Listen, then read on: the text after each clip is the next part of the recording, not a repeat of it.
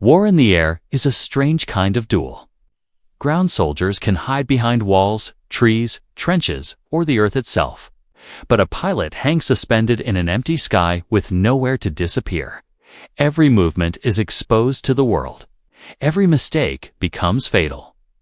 At 10,000 feet, there is only the engine's roar, the wind's cold bite, and the terrible knowledge that life is held aloft by fragile steel and the thin mercy of physics. It was in this unforgiving arena that a young German pilot named Erich Hartmann, later known as the most successful fighter ace in history, learned to turn the sky itself into a weapon.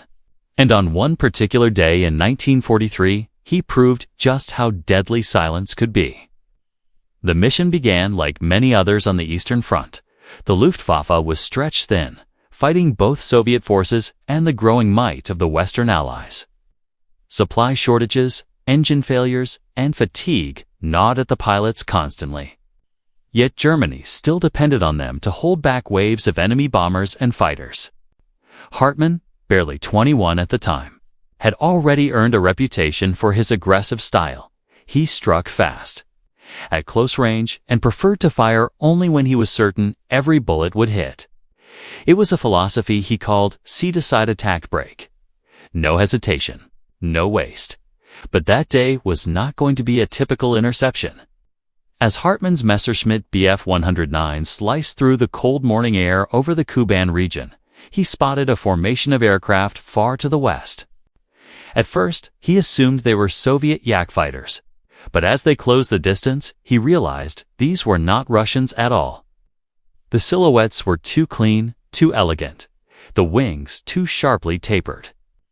These were British-made Spitfires, likely operated by Soviet pilots, as the Allies had begun sending aircraft to the Eastern Front under the Lend-Lease program. Hartmann cursed under his breath.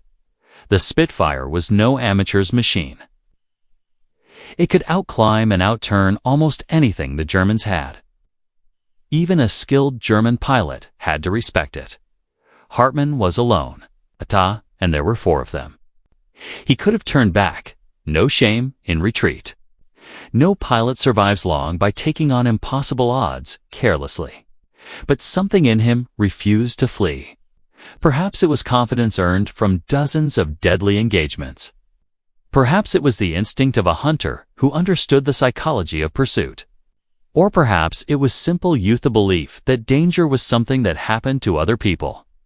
Whatever the motivation, Hartmann angled his plane toward them. The Spitfires spotted him immediately. With the sun behind them and altitude on their side, they dove as one pack. Hartmann's heart tightened. He knew what was coming. The classic boom and zoom tactic. The enemy would dive with superior energy, fire, then climb away while he struggled to catch up. He braced himself, rolled sharply left, and the first burst of enemy fire screamed past his canopy. He felt the shockwave of air pressure slam the frame. They were not probing shots. They were trying to tear him apart. Hartmann dove hard. The Messerschmitt shuddered violently as he pushed it past its comfort zone. The altimeter spun downward. He skimmed the treetops as tracer fire stitched the air behind him. To stay alive, he needed more than speed. He needed unpredictability. He jinked right, then left, then cut a brutal spiral downward, forcing the Spitfires to break formation to follow him. But the chase tightened. One Spitfire latched onto his tail and refused to let go. Another was angling to cut him off from below. Hartmann recognized the trap immediately. He was being herded, slowly pushed into a kill box where the 4 aircraft would corner him. That was when he made the decision that later pilots would call insane. He cut the engine. Instant silence flooded the cockpit. The roar of the Daimler-Benz DB605 simply vanished. The propeller slowed. The plane bucked forward as drag grabbed the fuselage. Then the Messerschmitt began to drop like a stone. Hartmann's stomach lurched as the G-forces reversed. His aircraft, once a predator, now fell as helplessly as a dead bird. The Spitfire behind him overshot. The pilot had not expected the sudden loss of speed. Aircraft need power to turn tightly. Without warning, Hartmann's plane had become a gliding ghost, slipping out from under the enemy's guns. The British-made fighter streaked past him, too fast to correct. Hartmann watched it with a cold, calculating awareness. This was not just a desperate maneuver, it was a trap. A trap he had set with precision. The Spitfires, in their hunger for the kill, had blinded themselves to the oldest truth in dogfighting. Speed is life, but speed can also kill. As he fell through the air, engines silent, Hartmann angled his wings and used the dive to build momentum. The Messerschmitt began to scream as gravity pulled it downward. The airframe rattled. He waited until the last possible moment, till his altimeter warned that any further hesitation would end with him smashing into the tree line. Then he hit the starter. The engine coughed, then roared back to life. The Messerschmitt surged forward like a revived beast, gathering speed into a climbing arc that pointed directly at the nearest Spitfire. The enemy pilot never saw him coming. Hartmann squeezed the trigger for less than a second, a single, disciplined burst. Flames erupted from the Spitfire's belly. It spiraled away, smoke trailing like a dying comet. The remaining 3 pilots re-evaluated their prey. The kill had taken only an instant, but it changed everything. The German who had been running moments ago was now the hunter. And the deadly dance was only beginning. The smoke trail of the falling Spitfire cut a dark scar across the sky, drifting downward like a wounded memory. For a brief moment, the battlefield froze. Even the wind seemed to hold its breath as the remaining 3 Spitfire pilots absorbed what had just happened. A single German fighter they had been moments from killing had vanished beneath them, reappeared like a phantom, and struck down one of their own with the precision of a surgeon. Hartmann had no interest in savoring the kill. Experience had taught him that hesitation was death, especially when outnumbered. He banked hard right, climbing for altitude before the Spitfires could reorganize. Altitude was the currency of air combat. A higher pilot held the advantage of potential energy, the ability to dive, strike, and break away. But the British-built fighters were fast, agile, and flown by determined Soviet pilots who knew their aircraft well. They recovered quickly. The leader of the remaining trio snapped an order through his radio. The formation tightened. The 3 Spitfires fanned out to trap Hartmann in a pincer, forming a deadly trident formation. If he went right, the other would dive from above. If he tried to climb, the third would meet him head-on. It was a pattern practiced endlessly, designed for one purpose: to cage a lone fighter until the only outcome left was a bullet-riddled descent. Hartmann recognized the maneuver instantly. His instructor at flight school had warned him about Spitfires flown by coordinated teams. "They are wolves," he once said. "They don't attack individually. They tighten the circle until the sheep cannot breathe." Hartmann was no sheep. He pulled back on the stick, but only slightly, just enough to make the Spitfires think he was trying to climb into their jaws. The leader dove to intercept, committing to a head-on collision course. But Hartmann had no intention of meeting him. Instead, he dipped his left wing at the last second and rolled beneath the incoming fighter. Passing so close, he could almost read the numbers on its fuselage. The Spitfire pilot overshot, but not by much. A burst of cannon fire ripped through the space Hartmann had occupied a heartbeat earlier. A single miscalculation, and he would have been vapor hanging in the air. As he leveled out, he caught a glimpse of the enemy pilot's face. Young, focused, determined. They were both barely adults, yet here they were, locked in a duel that would end with only one survivor. War had a way of aging men faster than nature intended. The other 2 Spitfires re-entered the chase, lining up for synchronized attacks. They learned from the leader's mistake and adjusted with frightening precision.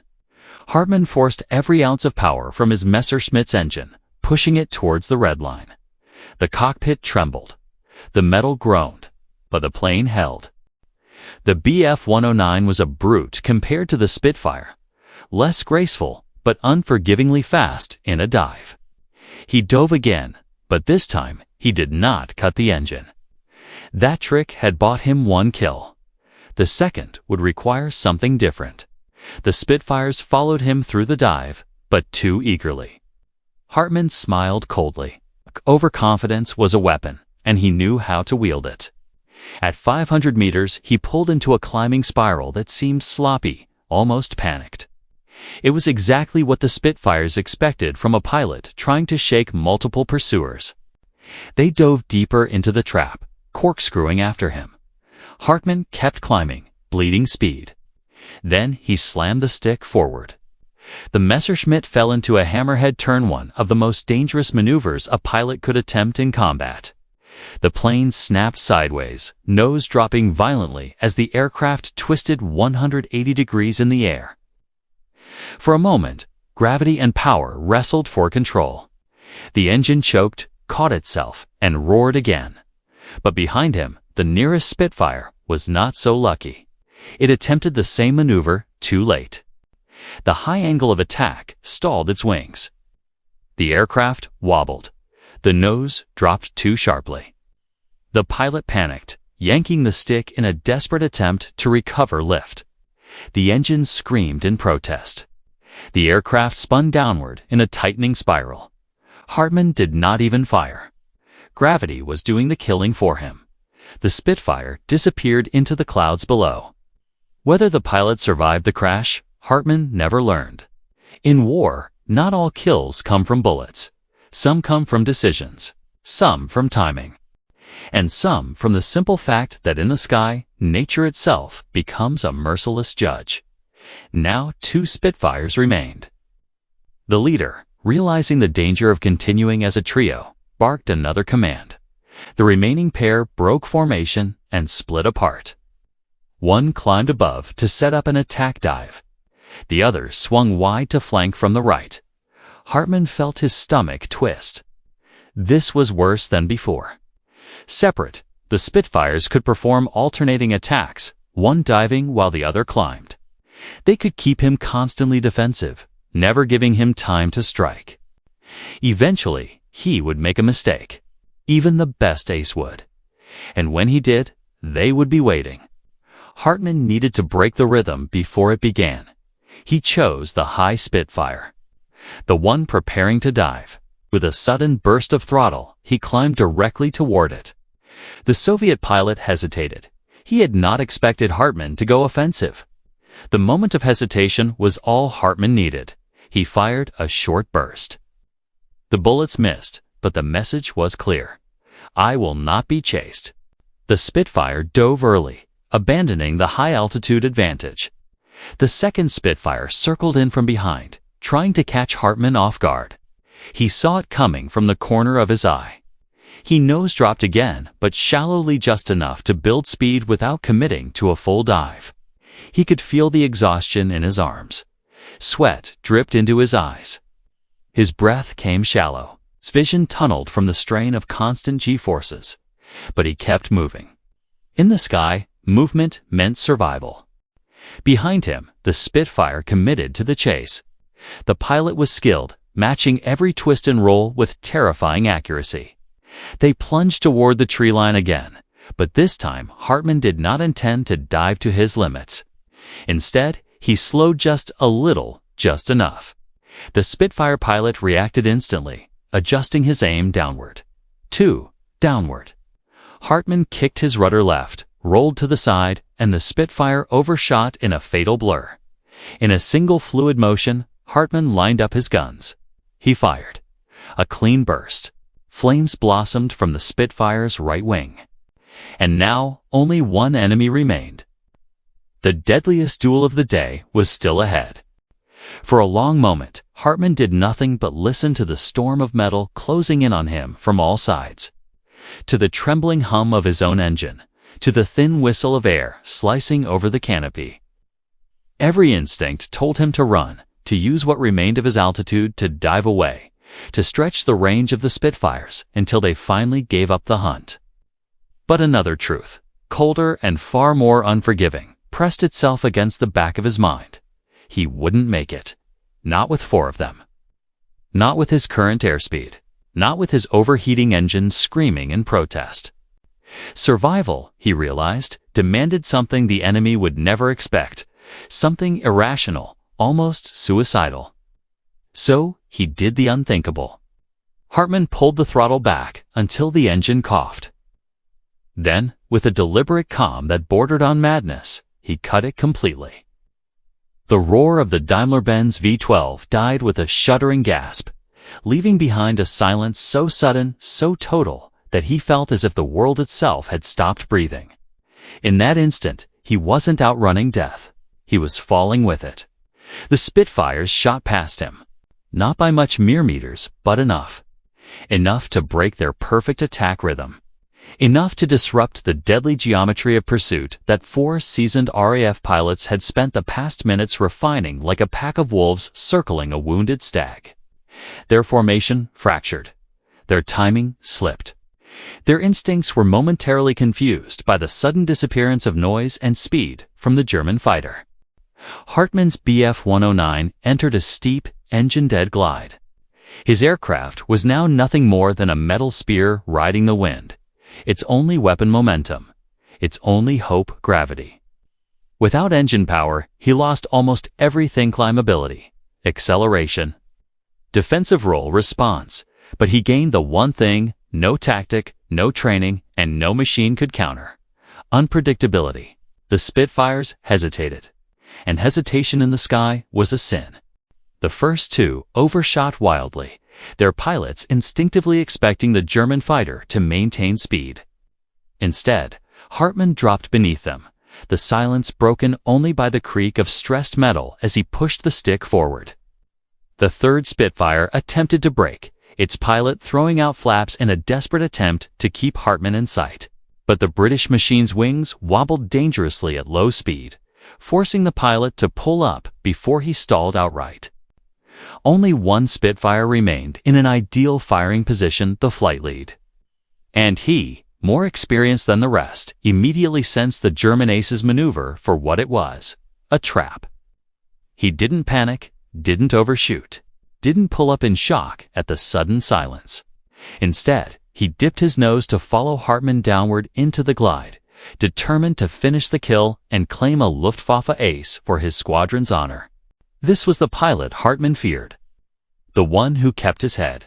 The one who adapted instead of reacted. The one who understood that chaos in the sky did not break the most disciplined hunters. The fight between them began to resemble a deadly Waltz-2 aircraft descending toward the earth in perfect, terrible synchronization.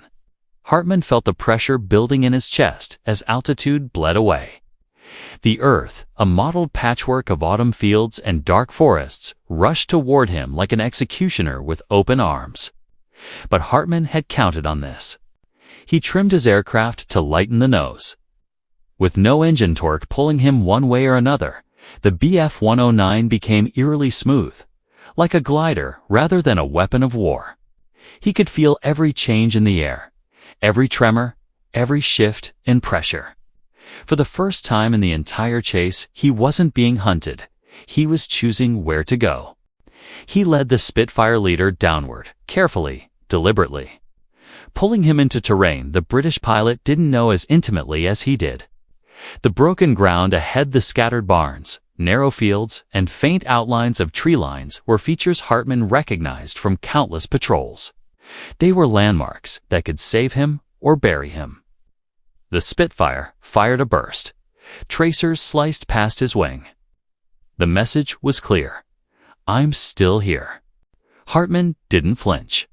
Instead, he allowed himself to drop lower still.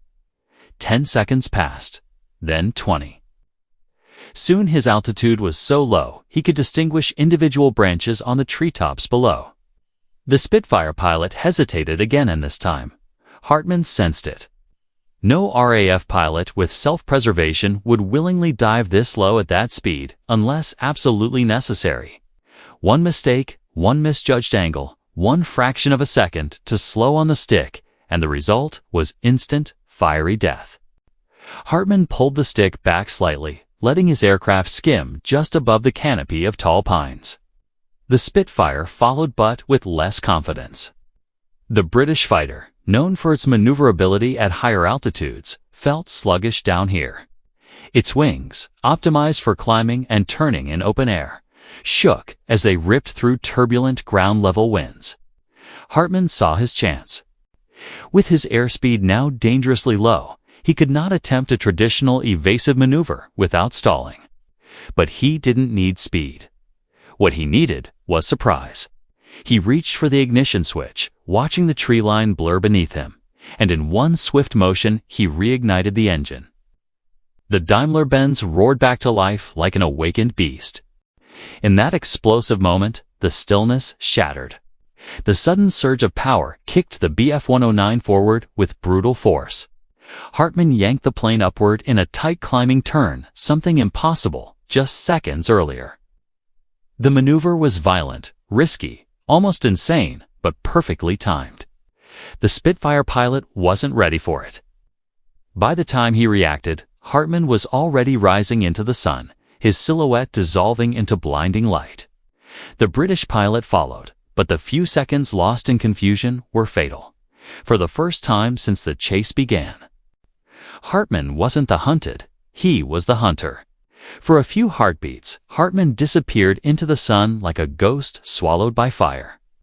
The Spitfire pilot blinked against the glare, cursing as the German fighter dissolved into a white blaze so bright it blurred the horizon itself. He pulled his machine into a climbing turn, scanning the sky with sharp, trained eyes. But all he saw was gold. Gold and shadows. And death lived in the shadows.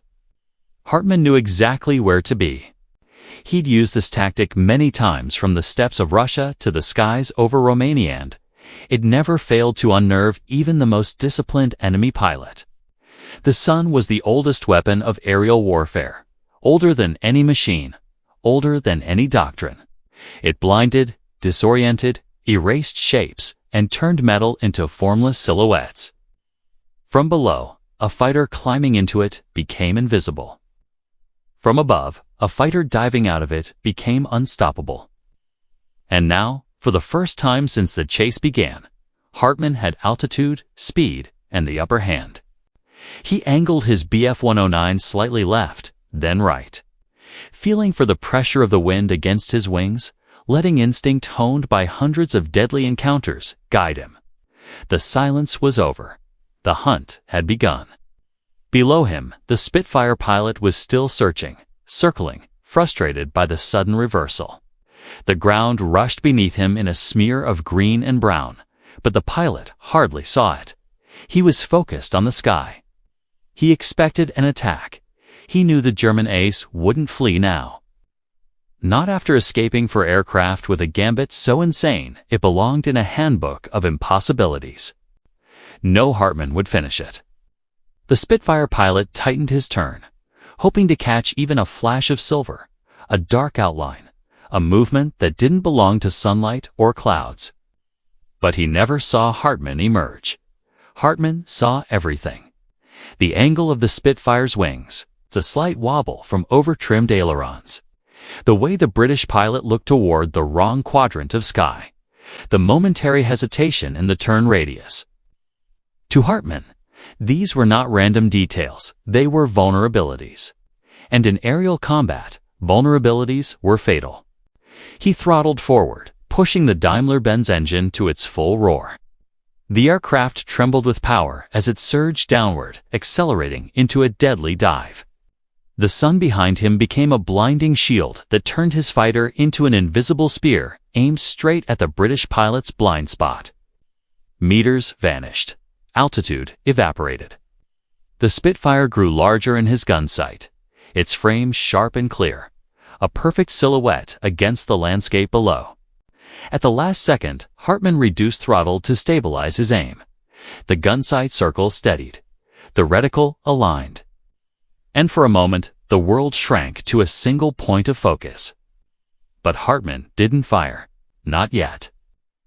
Because something inside him, something that had saved him countless times, whispered that the Spitfire pilot wasn't beaten. Not completely. Not until he showed his last card. The British pilot suddenly broke left, diving sharply toward a narrow valley with a twisting river that glistened like a knife blade. It was a brilliant move, steep, unpredictable, and dangerously close to the terrain. At that speed, one wrong correction would end in a plume of fire. Yet he executed it flawlessly. Hartmann almost smiled. This one knows what he's doing. He rolled into the dive behind him, but he didn't mirror the Spitfire's angle exactly. That was a rookie mistake. Instead, Hartmann kept a slightly shallower line, sacrificing initial closeness for long-term positioning. He knew the Spitfire was faster on the dive, but less stable near the deck. If he followed too tightly, he'd lose his advantage. If he gave too much space, the Spitfire could vanish between hills. "Steady," he muttered, not to the plane, but to himself. The chase shifted from the open sky to the claustrophobic danger of ground-level pursuit. The valley narrowed. Trees whipped past. Barn roofs flashed below like passing shadows. The echo of both engines filled the air like thunder trapped between stone walls. The Spitfire pilot leveled out just above the river, hoping to force Hartmann even lower. But Hartmann didn't take the bait. He held higher altitude, keeping firing position without sacrificing maneuverability. The British pilot looked back. This time he saw the German ace, and he understood that the situation had inverted completely. The hunter had become the prey. Desperation set in. The Spitfire climbed sharply again, scraping for altitude, trying to break out of the valley and return to open sky where its agility could shine. Hartmann anticipated it. He knew the limits of a Spitfire's climb. He knew the energy state of his own plane. And most importantly, he knew this moment was decisive. As the Spitfire rose, Hartmann slid in behind it, matching its motion like a shadow glued to its tail. His thumb hovered over the trigger. Sweat trickled along his brow. His breathing became slow, controlled, almost mechanical. The distance closed. 150 meters. 100 meters. 80 meters. Hartmann exhaled. He fired. 2 bursts. No more. Precision, not rage. The 20mm cannon shells struck first, slamming into the Spitfire's fuselage, tearing jagged holes through its tail section. The machine guns followed, stitching a line across the left wing, shattering metal and fabric with brutal efficiency. The Spitfire buckled. Its graceful shape twisted. Smoke poured from its engine like black blood spilling into the wind. But the British pilot, brave even in defeat, did not bail out immediately. He fought the controls, trying to keep the aircraft level long enough to clear the valley. Even mortally wounded, he refused to fall where the terrain might kill him before he escaped the cockpit. Hartmann felt a pang of respect, not sentiment, but the cold admiration a warrior gives another warrior who refuses to die quietly. At last, the Spitfire pilot opened the canopy. A figure leapt out, parachute blossoming into a white flower against the sky. The aircraft spiraled downward and struck the riverbank in a plume of dirt and steam. Hartmann pulled up sharply, climbing away from the scene, his engine rumbling with the satisfaction of a predator who had reclaimed dominance over the sky. For the first time since the battle began, the radio crackled. A German voice, "Where are you?" "You vanished from radar."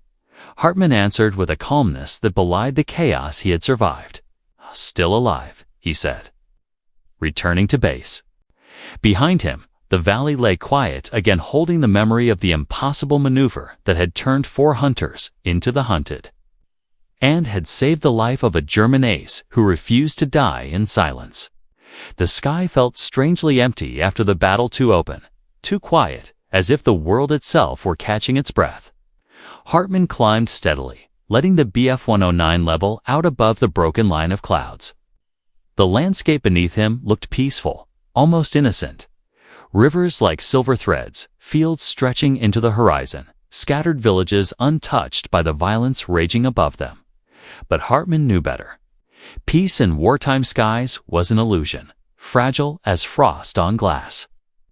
One transmission, one distant engine noise, one glint of sunlight on metal, and the hunt could begin all over again. His own aircraft bore the scars of survival. A few rounds from earlier passes had scored the wings, leaving thin black scorch marks. The engine temperature was still higher than he liked. A faint vibration hummed through the cockpit warnings that the machine had been pushed to its limit, and yet it still flew. It still carried him. It still obeyed his hand. It was a miracle, he realized, to simply be alive. As he banked gently toward home, Hartman replayed the entire encounter in his mind, not out of vanity, but necessity. Pilots learn from death, especially other people's deaths. Every maneuver, every hesitation, every risk, every heartbeat had meaning. He examined the moment he cut the engine, the silence, the drop, the stunning shock on the faces of the Spitfire pilots as he fell beneath them. No textbook would ever recommend such a tactic. No military instructor would encourage it. It was the kind of decision made not by logic, but by instinct, sharpened through hundreds of moments staring into the jaws of death. Most pilots would have died attempting it. He didn't. Not because he was invincible, but because he knew precisely when to break the rules. A crackle of radio static pulled him from his thoughts. Tower to Hartman. Report status. He pressed the transmitter. Minor damage. Low fuel. Returning with one confirmed engagement. There was a pause. Then, we thought we lost you. A statement, not a question. Hartman understood the implication. For Spitfires, hunting one German fighter rarely ended with the German coming home. In fact, such encounters usually ended with a funeral. He searched the sky instinctively still, half expecting another threat, another shadow rising behind him. Combat pilots rarely allowed themselves comfort until wheels touched the ground. And even then, comfort lasted only minutes, sometimes seconds, before the war demanded more blood. The flight home extended in a long, quiet stretch. The sun dipped lower, throwing red-gold light across the cockpit. Wind patterns cooled. Shadows lengthened. And the Bf-109 droned onward as if eager to reach the safety of concrete and comrades. As Hartman approached the airfield, the familiar shapes appeared. Hangars, fuel trucks, mechanics like ants on the ground, the long gray line of the runway. Beyond them, camouflaged aircraft rested like sleeping predators waiting to be awakened. He lowered the landing gear. The wheels locked with a reassuring thump. The landing was smooth, almost too smooth for a man who had spent the past hour locked in a dance with death. The Bf-109 rolled to a stop. Its engine sputtered once more, coughed, then fell silent. This silence, unlike the earlier one, was peaceful. Hartman pushed open the canopy. Cool evening air rushed in. For a moment, he simply sat there, hands still gripping the controls, staring at the horizon where he had fought, fallen, risen, and survived. A ground crewman jogged over, eyes wide. "You look like you saw a ghost," the mechanic said. Hartman climbed out. "I saw 4. He allowed himself the faintest hint of a smile. "And one very determined pilot." The mechanic circled the aircraft, whistling softly at the damage. "How did you get out of that?" Hartman considered the question. How did he escape? Technique, instinct, madness, luck, a combination of all of them. He didn't answer right away. Instead, he looked toward the sky, remembering the moment the world went silent, the moment he killed the engine and let gravity take the reins. Sometimes, he finally said, "You win by doing what your enemy believes you would never do." Word of the encounter spread quickly around the airfield. Pilots gathered near the mess hall, eager to hear the story. Younger ones listened with wide eyes, imagining themselves performing such a daring maneuver. Older ones shook their heads, admiring but also understanding the razor-thin margin between brilliance and suicide. One veteran leaned in and said quietly, "Cutting your engine at low altitude. That was either genius or insanity." "Both," Hartman replied. Later, after debriefing, he walked alone across the runway, boots crunching on scattered gravel. The night was falling slowly, gently bringing with it a cloak of darkness that made the sky resemble a vast, silent ocean. Somewhere out there, other pilots were flying under different flags, fighting battles that mirrored his own. Some would not return, others would. But all of them shared the same truth. Air combat was not a contest of machines. It was a contest of minds. A duel of willpower disguised as speed and steel. Hartman paused to look at his aircraft, the battered Bf-109 resting quietly under the dim lights. The same machine that had carried him into the jaws of 4 Spitfires and brought him back again. He placed his hand on its warm metal skin. "You earned your rest," he murmured. In the stillness of the airfield, the echoes of the day's battle seemed distant, almost unreal. And yet, they lived within him, etched into memory, sealed into instinct, ready to guide him through the next encounter, and the next, until fate decided his final landing. Tonight, however, he had won. Against impossible odds, against overwhelming force, he had lived.